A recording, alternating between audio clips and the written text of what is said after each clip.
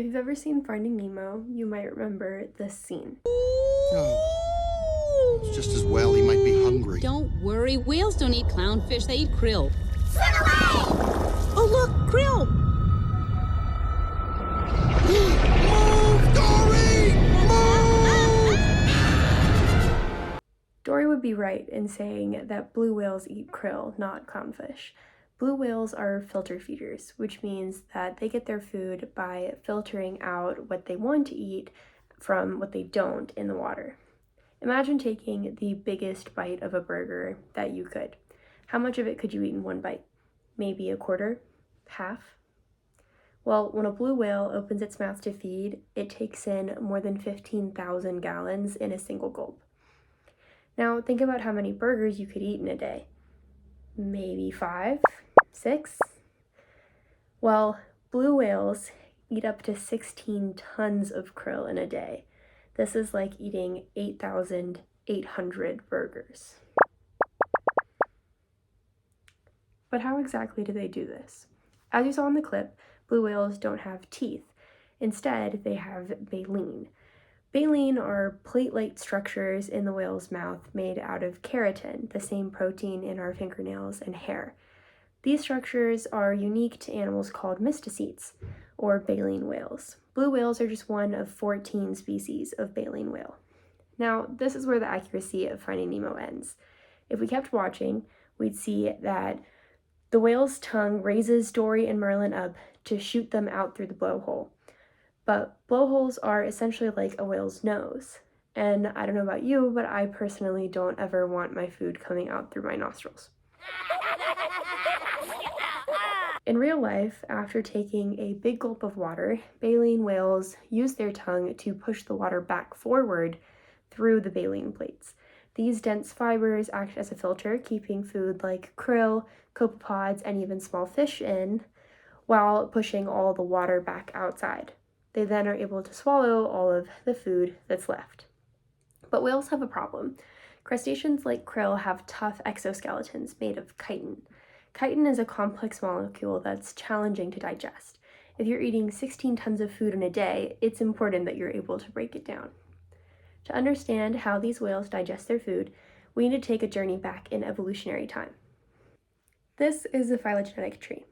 Phylogenetic trees show the evolutionary relationships between animals. The roots show the common ancestors between the species on the branches. Here are the mysticetes, the group that includes baleen whales. If we look farther back, we can see that the mysticetes are part of a larger group of animals called cetaceans.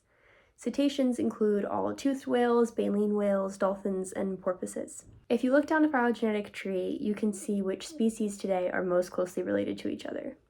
Here are the whales, and if we look down next to them, we can see that their closest living relatives are hippos, making up a group called Whippomorpha. They are also related to animals like cows, deer, and giraffes. This might be surprising. It's kind of hard to believe that whales are the distant cousins of these guys. But there's still a lot that we don't know about the evolutionary history of these animals. One question that evolutionary biologists try and answer, regardless of the species that they're studying, is, are the traits that we see in species today inherited from a common ancestor from the past, or are they a result of convergent evolution, where two species end up with the same functional trait, but it evolved it separately? This question remains unanswered for a lot of whale traits, but if we look at things that are in common between whales and their relatives, like the cows, hippos, and even giraffes, one thing stands out. All of these animals have multi-chambered stomachs. For herbivores like cows, these chambers are incredibly important. As herbivores, they pretty much eat only plants. And plants have a compound called cellulose, which is incredibly difficult to digest. Humans can't digest it at all. But these animals have a solution: fermentation. One region of the stomach in these animals, the forestomach, acts as a fermentation chamber. Special microbes live here that help break down the cellulose in the plants. Both hippos and ruminants, like cows, all use their foregut in this way. Cetaceans, however, evolved to be carnivores. So you might expect their digestive systems to look more like terrestrial carnivores, which just have one stomach. But this isn't the case. Much like their relatives, all cetaceans have a multi-chambered stomach. But what exactly do they use them for? Some cetaceans, like dolphins, don't use their forestomach for fermentation at all. They use it for storage and physically breaking down their food. But baleen whales have a pretty cool adaptation. They still use their foregut for fermentation, just like hippos and ruminants like cows. But instead of digesting cellulose, they have specialized microbes that produce an enzyme called chitinase, which breaks down chitin. This special microbial community allows baleen whales to eat all of the krill and the copepods and small crustaceans that they eat every day. So what do you think?